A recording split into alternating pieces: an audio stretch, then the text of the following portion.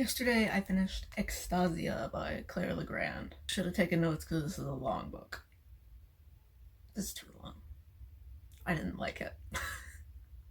I didn't like this book. It wasn't ridiculously bad. I gave this 2 stars. A book has to be pretty bad for me to give it 1 star. It has to be like full of plot holes or like problematic or just objectively just awful. So this was 2 stars for me. I did not enjoy it. Okay, this is about a Puritan village, except it's not actually Puritan. We're actually in the future, at least 150 years, give or take. Some sort of apocalyptic event wiped out most of humankind, and this village believes that they are the only humans left on Earth, and also that women caused the apocalypse. Neither of those things is true. This is a very small, religious, fundamentalist, sexist, Puritan village. The main character is this girl named Amity. Her mother was cast out from the village and killed. She slept with a man who wasn't her husband. So Amity is trying to atone for the sins of her mother. No one likes her family, but her father is an elder, so they can't just like banish her whole family. They respect her father, but not her, or her sister, her little sister. So she becomes one of 4 saints, and saints are young women who aren't of marrying age yet. They haven't bled. There's a thing about how the apocalypse messed with everyone's period, so you get your period later. So they're not of breeding age yet, so they're not ready to be married. So their use is, they're like nuns. They're not nuns. They sort of do confessional. There's trigger warnings for this book, everything. Assault, sexual assault, religious trauma, sexism, homophobia, murder, gore. So anyway, the saints are like 4 young women. People come to them, they can confess their sins, come to them for comfort, just beat the shit out of them. A lot of people come to take their rage out on the saints because they're people that they're allowed to punch, which is fucked up, obviously. But anyway, 2 of the other saints, 2 of the girls, are trying to run away.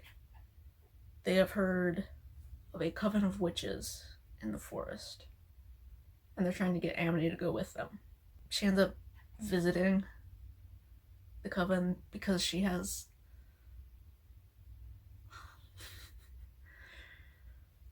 there's too much going on. There's too much going on in this book. Okay, whatever. She's attuned to magic. What's the word I'm thinking of? Some people have a predisposition for magic in this world. Only women, I guess.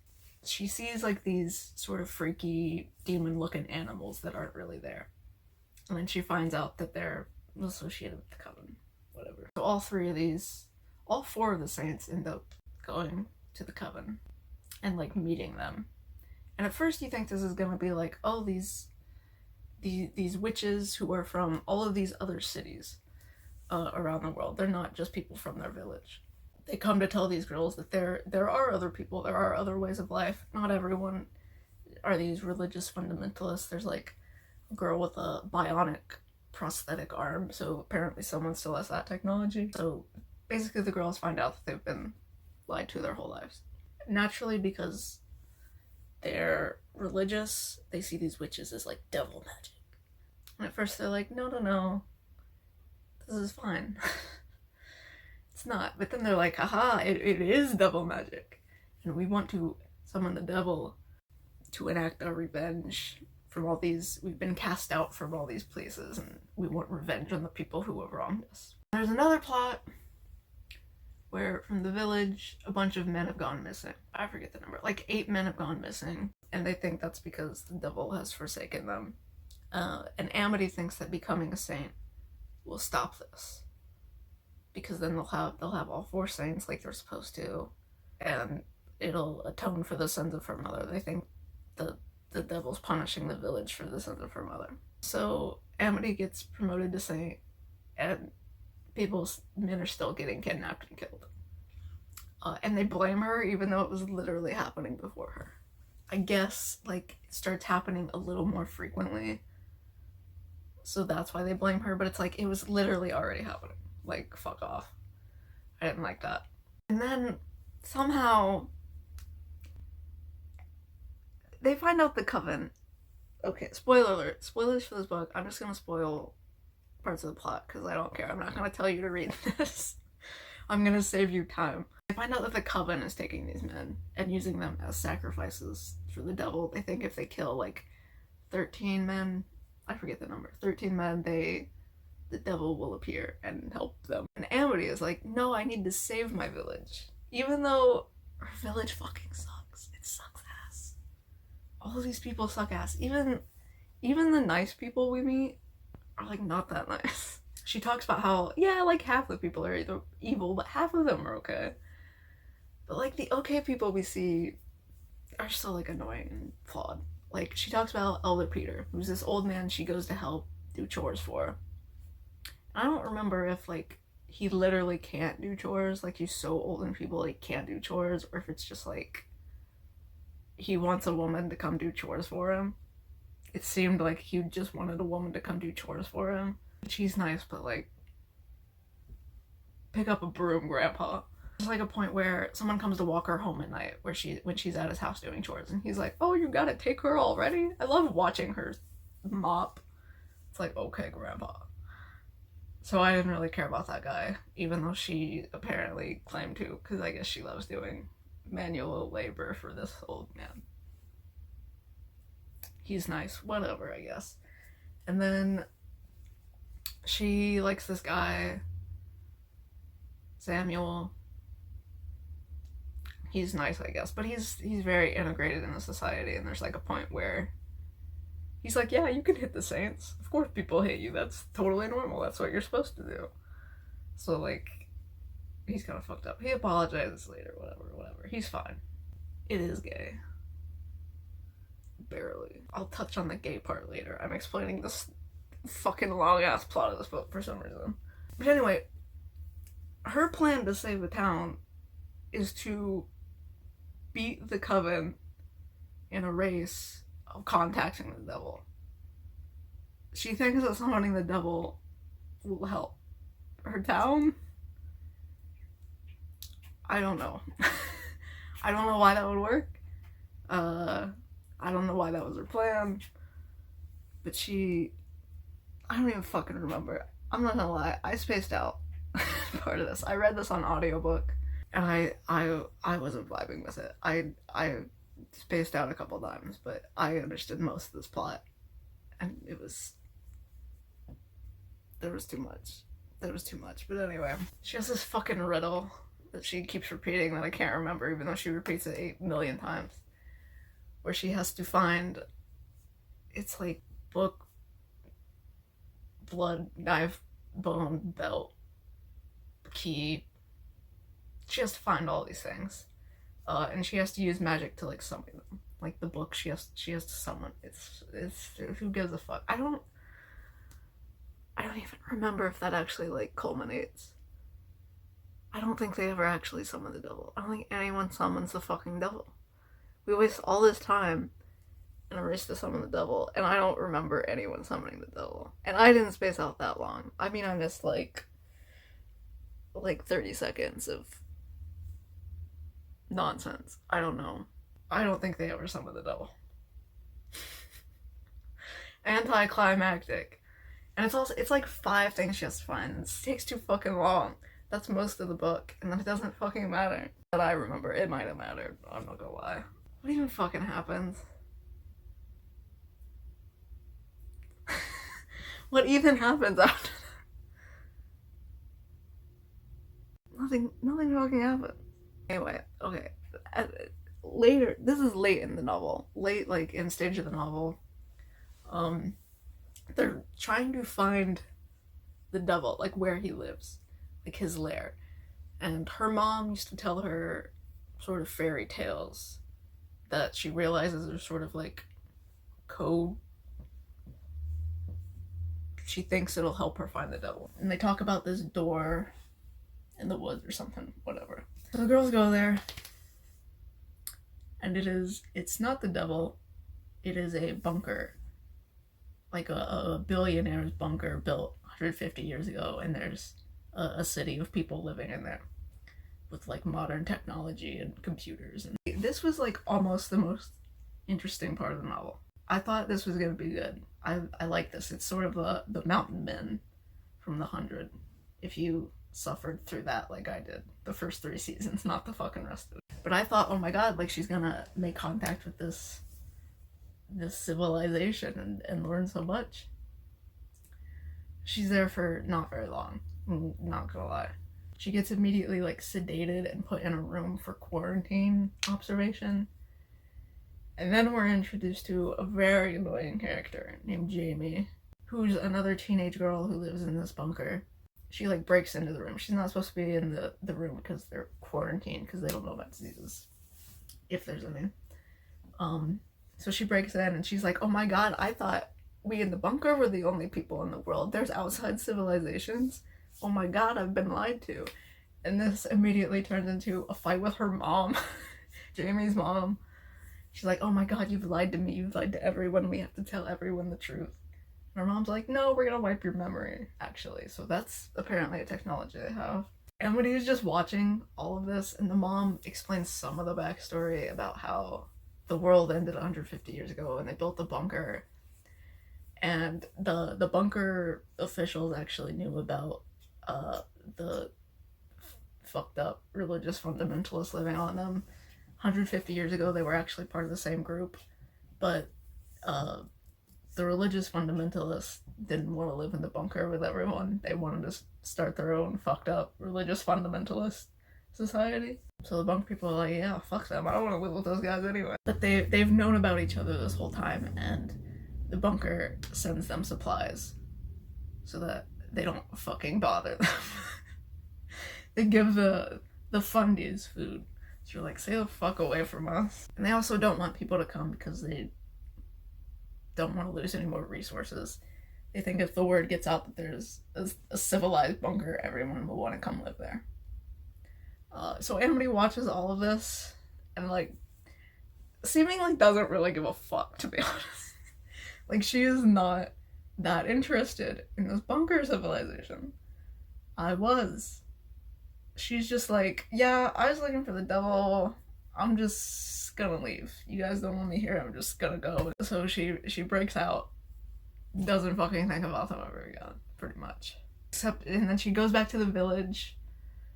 She's like, you guys lied to me. Dad, you lied to me. Because her dad's an elder, so her dad actually did know about this bunker. So she's mad at her dad. Everyone's just fucking mad at their dad. Or their parents. Teenagers. This book also has the thing where she's the most powerful teenage girl for no reason in a fantasy novel. One of those. Even with the coven, there's like you have to figure out how to get to the coven. And they're like, oh my god, no one's ever figured it out that fast. How did she do it? Or like, oh my god, she did a spell without saying the words. That's incredible. How could she do it? She's just so perfect. So strong for no reason. And then at the end, she ends up telling the village about how they were all lied to, and like she sort of becomes a leader of the village.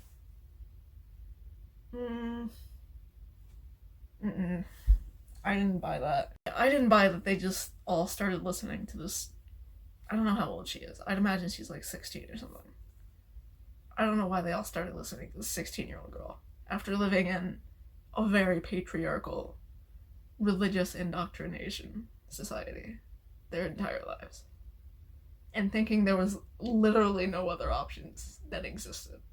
So that didn't make sense. There is a part where it says that guy, Samuel, who's also just like a 16-year-old boy, he helps her out, and some of the people kind of think he's in charge because he's a man. But really, he's just doing whatever she says, and she's like, whatever, fuck it. So I guess they're kind of listening to a man. But he's like 16. Okay. There's like an epilogue from the annoying bunker girl Jamie's point of view, where she realizes that she also has witch powers and can come join the coven with Amity. Although, okay, one thing I liked about this novel, the naming conventions. everyone has fucked up Puritan names. Like Amity, Temperance, Mercy, Blessing. Then when they join the Coven, they all change their names because the Coven has like evil Puritan names. Which I don't know why really they have evil Puritan names when not all of them are from these Puritan communities. But they're like Fury, Ire, Malice. So Amity changes her name to Rage. Blessing changes her name to Hunger. Is it Mercy who changes her name to Temperance? Or Mercy changes her name to Vengeance. That's what it is. I don't think it's Temperance. Temperance dies, I think. And then Silence changes her name to Sorrow, which those are all like directly linked with their journeys, which I liked a lot. It's like the halfway mark where they all change their names and they write their new names in this book, and like that's a good scene. I actually really like that scene. And the names are really fitting. The lesbian situation. So this book says there's lesbians in the description. Emily sees two of her sister saints. They're not sisters. She sees two of the saints kissing. And obviously she's like, that's weird. I've never seen that before. And I thought that was gonna be the lesbian relationship of the book. Cause you see Amity / Rage at first with Samuel, and she really likes him, like she genuinely likes him. But then she meets Silence / Sorrow, and they develop a thing. Because they go through all this bullshit together as saints, and like she's never heard Silence talk before. There's a moment where they're alone together, and then she just talks for the rest of the books. I kind of wish she had actually been silent at any point. Like if she was silent to everyone except Amity, who walks in on her crying in this moment where she's not supposed to be crying, and they're both not supposed to be out. They're like in the chapel, whatever. They're in the chapel like alone together, and neither of them is supposed to be there, so they have this bonding moment. Spoiler alerts, those two lesbians she sees kissing, one of them dies very early on. So there's some bury your gays trope here, if you care about that. If you were again, if you were there for the 100 and you lived through all that, one of the lesbians does die. Book also not that gay. Like those two side characters, not a lot of scenes with them being a couple. Like there's that one in the beginning where she sees them kissing, and that's pretty much it. And then Mercy spends the rest of the book vengeful and like mad that her girlfriend is dead, but she doesn't even like really talk about it. And Naomi doesn't really seem to give a fuck. Like she doesn't focus on that. Mercy's just kind of fuming in the background. Like she says things very aggressively, and clearly she doesn't want to go back to the village. She wants to join the Coven. Just like fuck off and forget all those jerks. And Amity and Silence / Rage and Sorrow, they have like 2 or 3 cute scenes where they're gay. I guess, and then there's like maybe a couple moments like at the end where they're like together, and maybe they like kiss, and it's just like a one-off line. This is not a very gay book. It's very plot heavy. It's not a romance. It's not very gay. It's not gay. If you're reading this for the gayness, don't do it. Unless you fucking love Puritan stuff. Anyway, yeah, this is boring. It's too long. There's too much. And like the coolest thing about this to me was the apocalypse stuff and the different cities that we basically never see, and that the main character doesn't give a fuck about, except to be like, you lied to me. But she doesn't actually try to explore any of these places or learn anything about them. Which is sucked, because that's what I've wanted. And this book is so long, it doesn't even have the good parts. Like, why did that happen? I didn't really like any of these characters. Amity, I talked about how she goes to the Coven, and they're like, oh my god, she's so powerful. She's immediately, like, goes on a power trip about it. She's like, you guys are trying to find the devil? No, I'll find the devil first. She goes on a power trip. Like, it immediately goes to her head. And I thought this was going to be, like, a villain corruption arc, where she just gets, like, real fucking dark. And I guess that kind of happens, but she says her mission is to save the town and, like, stop people from being killed, but, like, I kind of thought she was lying, or like lying to herself, because the town fucking sucks. Like, she's communing with the devil, and I don't see how the devil would show up and just be like, yeah, I'll help you guys. When has that ever happened in any book or any story about the devil ever? Like, there would be strings. Like, that just wouldn't fucking work. And again, like, she's mad at so many of those people for lying to her, and it just felt like her name's Rage. Like, she was angry and like on a war path, on a power trip. So I just didn't actually think her goal was saving people. But I guess that was what she tried to do.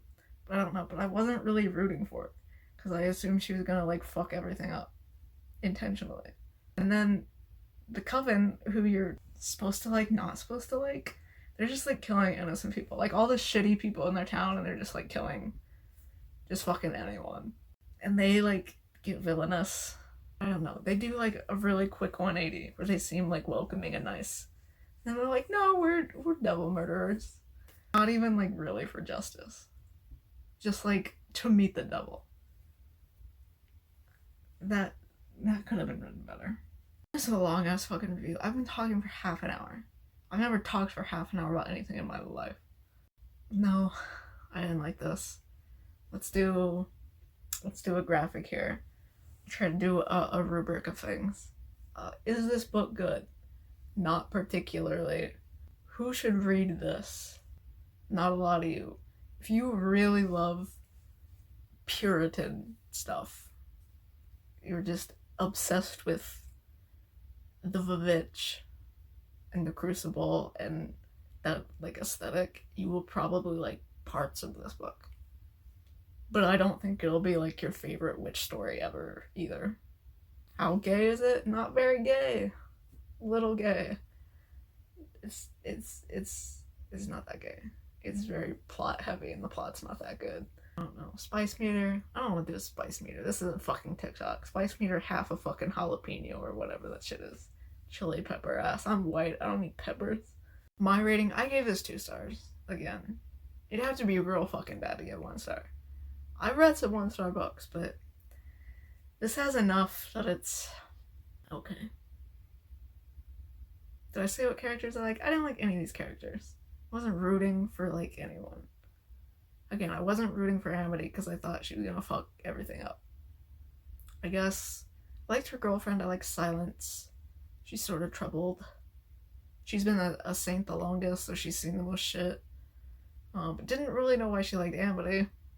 She like just immediately opens up to Amity just because they're together alone in that one scene that one time. Like, I mean, I guess they have something in common, being saints, but they're not. It's not like off the charts chemistry. They're kind of cute, but it's not that good.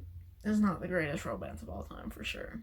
And I didn't really know why Amity liked Silence, to be honest, because she really liked Samuel, and she started liking Silence before Samuel like said all that shitty stuff about, yeah, women are supposed to be second-class citizens. So I didn't expect her to be gay. And I didn't really know why she was just suddenly gay. I guess because she was gay the whole time and she just never thought. Or I guess bisexual. I guess she liked women the whole time and just never thought about it until she saw those other 2 girls kissing. But there's not like a moment where she says, I liked that. I've never thought about 2 girls kissing. Maybe I'll try that. She just ends up liking this girl for no real reason, to be honest. And I guess the little sister was compelling enough. She just does whatever her sister does because she's the little sister. She likes her family. What the fuck else is she gonna do? And her sister does look out for her. They do care about each other. Anyway, I don't recommend this. You can read it if you want. You probably already read it. That's why you're watching this. Not for me. But also not the worst book I've read. Worst book I read this year? So far? It's January 29th. This might be the worst book I read so far. I also read 12th Grade Night, which I didn't like that much. But I gave that 3 stars. Yeah, maybe the worst book I've read so far this year. Tragic. I'm not doing an outro. Like and subscribe if you want to see me fucking roast more books. Read more shitty ass books. Rec me some good books in the comments. I like I like good books. I see this on TikTok all the time now. This book, and I'm like, TikTok is giving me worse recs, but it's giving me better ones too. Anyway, tell me what you didn't like about the book, or tell me why I'm wrong, or yell at me for not paying attention in the audiobook and explain that scene where the devil comes. I don't know if that happens. The devil might have come and broken up the big fight at the end between the coven and the village, because they both, or some people live, not everyone dies, and they both go their separate ways, I think. I don't know. I wasn't paying that much attention. But that's, if the big climactic scene of your book is that boring that someone can like tune out and not care that it's happening, it's just not a good book. Could have been better. That's it. Okay, I'm done.